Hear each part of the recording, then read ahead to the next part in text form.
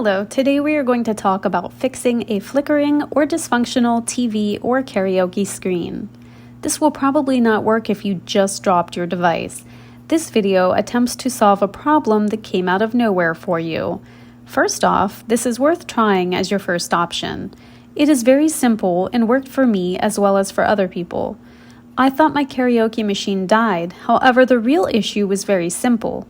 To see if this video will solve your problem, simply get a hairdryer. Plug it in near your device with your device on. Now simply run the hairdryer near the device, but not too close to it.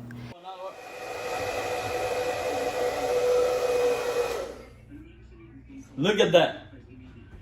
Guys, it worked. If the device begins working, then your problem was actually the temperature of your space. These types of devices do not like the cold in most cases, so please think about turning down your AC units in the summer, or you can turn your heat up in the winter. Treat your electronics like you would a cute little hamster that enjoys a regulated living environment. I hope this video saved a ton of people some money. Don't be so quick to throw electronics in the garbage.